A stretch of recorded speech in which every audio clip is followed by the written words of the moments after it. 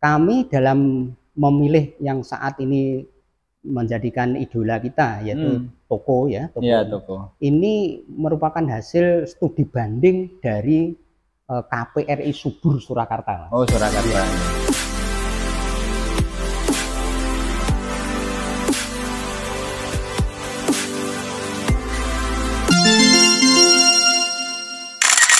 Halo, assalamualaikum warahmatullahi wabarakatuh. Kembali bersama Edi Selalu di Hati. Hari ini kita akan bahas tentang koperasi. Di sebelah kiri saya ada Bapak Ketua Koperasi Karya Bakti. Kita perkenalkan Bapak Jasmin SPD MPD. Halo Pak Jasmin. Ya, sehat Pak Jasmin ya? Alhamdulillah.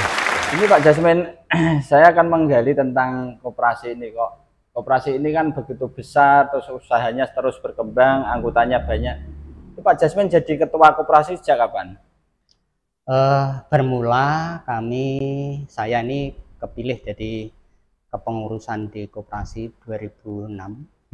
Kemudian selama satu periode jadi pengurus. Terus periode berikutnya terpilih lagi menjadi pengurus, menjadi bendahara 2. Kemudian sejak tahun 2012 ini terpilih menjadi ketua. Nah, langsung sampai beberapa tahap ini ya. Sampai sekarang terpilih menjadi ketua. Malah kemarin pada pemilihan terakhir tahun 2021 ini mayoritas dari sekian anggota ini hanya 2 orang yang tidak memilih. Dan itu di ADRT diperbolehkan Pak ya? Boleh. Jadi setelah habis masa jabatan 3 tahun, setelahnya bisa dipilih kembali ya. Karena memang kalau menurut saya sendiri, daripada repot mencari figur ketua, ya mending meneruskan yang sudah jelas kan itu. Menjadi pengurus koperasi dari 2006 ya? 2006. Kemudian Pak, ini anggotanya sudah berapa sampai saat ini? Saat ini 196 ya. 196 ya. Karena yang pensiun otomatis keluar ya? Ya. Ini di tahun 2022 ini saja. Ini nanti ada 18 anggota yang pensiun di tahun ini. Nah, ini nanti apabila tidak ada perimbangan, ada yang masuk, berarti di tahun ini akan berkurang sebanyak lebih kurang 18 orang itu. Terus ini kan namanya kan koperasi pegawai ya awal mulanya, koperasi pegawai. Nah, sekarang ini kan dulunya kan difokuskan kepada pegawai negeri. Nah, bagaimana sekarang ini kan P3K ini Pak, apakah juga bisa masuk jadi anggota koperasi? Iya. Di dalam ADART memang berbunyi pegawai ya, pegawai di lingkungan dulu itu istilahnya UPTD. Ya. Namun kalau kami pengurus ini bersikukuh pada ADART yang berlaku, maka keanggotaan kita akan banyak yang tidak bisa terekrut ke anggota kita, sehingga pada saat ada model P3K, ini kami mengadakan rapat khusus pengurus bersama pengawas untuk membuat peraturan membuat peraturan bahwa kita KPRI Karya Bakti bisa menerima pegawai P3K. Karena kalau kita hanya bersikukuh pada pegawai negeri, PNS, ya itu tadi nanti tidak bisa terekrut. Gitu. Nah ini AD ini kita sikapi dengan peraturan pengurus. Memang kita membuat peraturan pengurus yang membolehkan P3K ini bisa menjadi anggota kita. Seandainya diganti pun adendum atau di amandemen juga bisa sebenarnya, amandemen ADRT, cuma harus melibatkan terlalu banyak, harus melibatkan anggota. Kalau ini kan hanya pengurus bisa menyikapi. Bisa gitu. Kemudian Pak, bagaimana cara koperasi ini khususnya pengurus ya untuk memilih usaha yang tidak rugi, karena banyak saya dengar koperasi itu bangkrut, koperasi itu asetnya habis karena salah memilih usaha. Nah itu bagaimana strateginya untuk memilih usaha itu? Terkait dengan koperasi ini, maju mundurnya koperasi itu menurut kami terutama pada pengurus. Pengurusnya. Jadi apabila pengurus ini solid, dalam artian iman kuatnya terhadap goda uang, ini insya Allah koperasi itu bisa tumbuh berkembang sampai maju. Nah, koperasi Karya Bakti ini awalnya memang hanya simpan pinjam, simpan pinjam. Dirasa bertambahnya hari usaha simpan pinjam ini mengalami kelesuan. Nah, akhirnya kita pengurus ini berusaha untuk menciptakan usaha baru, di samping simpan pinjam memang tetap jalan ya. Usaha baru. Nah, dalam memilih ini kami mengadakan studi banding, Mas. Beberapa kali studi banding kami. Ya, pernah studi banding ke Boyolali, ke Sragen, ke Solo, Karanganyar. Ini pernah. Ya. Itu koperasinya koperasi pegawai juga yang di studi banding datangi ya.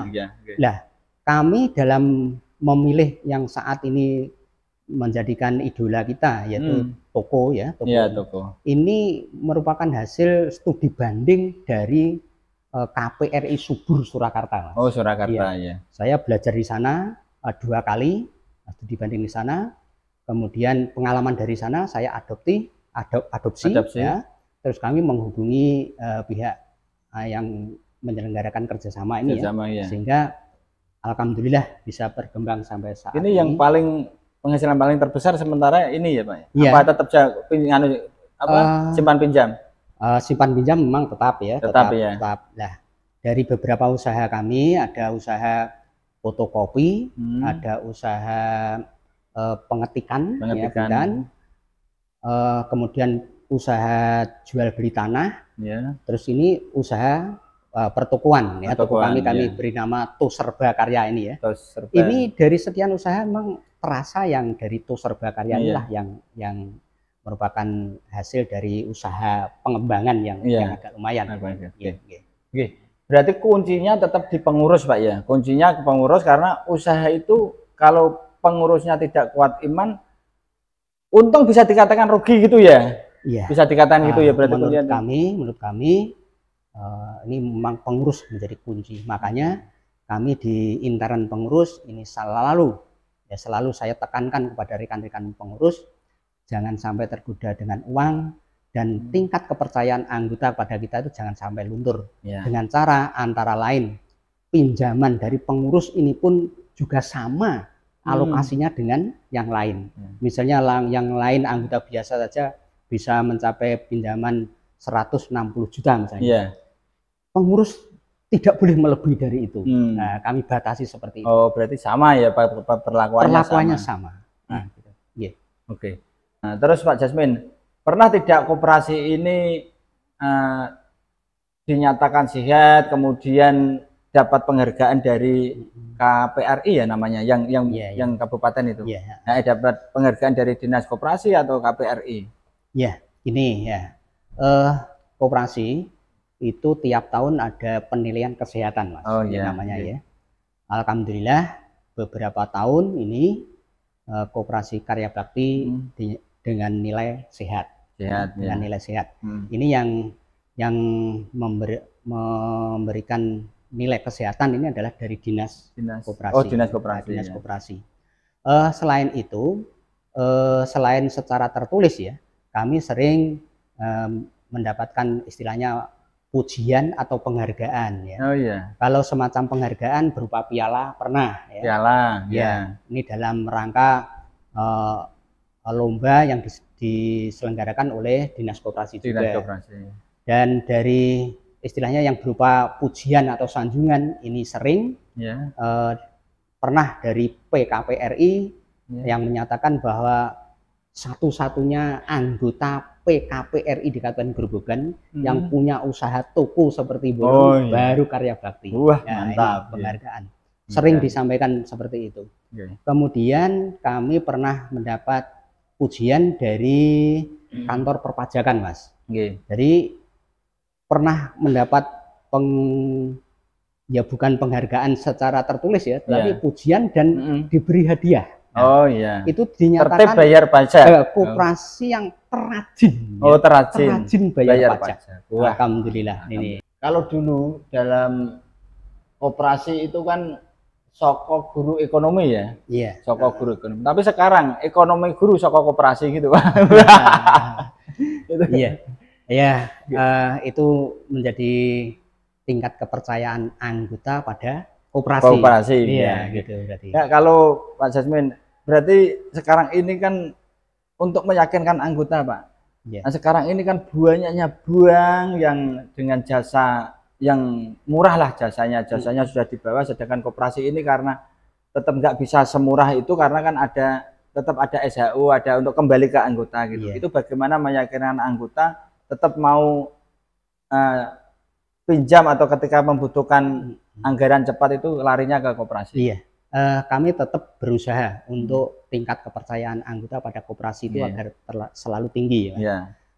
Kami melayani anggota yang terutama yang pinjam ini dengan syarat yang semudah, ya semudah, tidak seperti mungkin lembaga keuangan yang lain ya, sangat mudah. 1 hari pun bisa langsung cair. Gitu, pernah terjadi dari teman kita anggota juga ingin membeli tanah sawah. Dalam 1 hari itu tawar menawar dengan si pemilik tanah, kemudian lapor pada pengurus koperasi. Oke, 1 hari bisa jadi cair. Itu berarti teman-teman anggota koperasi tetap kita pinjam ke koperasi karena prosesnya cepat. Iya, cepat dan mudah. Selain itu juga kami tetap memberikan pengertian pada anggota bahwa apabila kita memanfaatkan atau pinjam di koperasi, kita secara tidak langsung juga akan menikmati SHU ya, menikmati. Kembali ke kita lagi sebenarnya kembali. Itu Pak, yang terakhir mungkin ada pesan-pesan buat teman-teman anggota koperasi khususnya atau yang belum, mungkin ajakan yang belum masuk ke koperasi, teman-teman B3K, silahkan. Iya, terima kasih kepada anggota dulu ya, kepada anggota yang saat ini sejumlah 196 itu kami harapkan tetap menaruh kepercayaan kepada lembaga koperasi dan para pengurus, sehingga antara pengurus dan anggota bisa terjalin keanggotaan yang sehat. Ya. Kemudian apa yang menjadi permintaan anggota bisa dilayani oleh para pengurus. Kemudian ajakan kami kepada para anggota bahwa pada reorganisasi yang akan datang ini kita perlu memilih figur-figur ya, karena beberapa pengurus dan pengawas ini sudah memasuki purna. Sehingga kami harapkan sejak sekarang untuk memilih figur-figur yang bisa dipercaya dalam pengelolaan keuangan. Figur yang amanah itu ya. Kepada yang calon anggota ya, kami harapkan jangan istilahnya enggan atau jangan ragu-ragu untuk masuk menjadi anggota KPRI Karya Bakti. Apabila mungkin masih ragu-ragu, bertanyalah kepada anggota-anggota yang sudah lama, bahkan yang sudah anggota yang sudah purna dan keluar bagaimana. Sebagai daya tarik juga bahwa anggota yang keluar, yang pensiun ya, yang keluar dengan menerima simpanan-simpanannya, ini yang baru saja kami realisasikan adalah Bu Wiji Astuti dan Bu Tati Andayani. Mereka menerima simpanan ini sebanyak Bu Tuti itu 52 juta. Wah, hampir sama dengan Taspen berarti mengalahkan Taspen. Hanya koperasi loh padahal. Yang Bu Tatinya itu 50 juta. Nah, makanya ini menjadikan saya sampaikan pada calon-calon anggota jangan ragu-ragu untuk masuk menjadi anggota KPRI Karya Bakti. Terima kasih. Mungkin itu. Terima kasih Pak Jasmine atas waktunya untuk memberi pencerahan tentang koperasi. Semoga sehat selalu, sukses. Alhamdulillah ya. Tetap amanah menjalankan kepengurusan ini, jaga kepercayaan teman-teman anggota. Ngoten nggih, Pak Jasmine. Ini kami juga mohon doa Mas Edi dan mungkin juga anggota yang lain ya. selalu berdoa semoga pengurus ini kuat imannya. Iya, ya itu harus kuat imannya, jangan tergoda dengan uang, karena uang ini godanya melebihi wanita. Oh, nah, ini makanya ini mohon doanya ya Mas. Jadi semoga pengurus-pengurus yang sekarang ini, terutama di dalam kontrol setiap rapat setahun itu harus jangan sampai kebelabasan. Kalau setahun ada indikasi ya segera ditegur kan gitu. Iya. Mantan Pak Jasmine, terima kasih pemirsa, pantau terus channel Edi Selalu di Hati. Terima kasih, tulis kolom komentar. Kami tutup. Wassalamualaikum warahmatullahi wabarakatuh.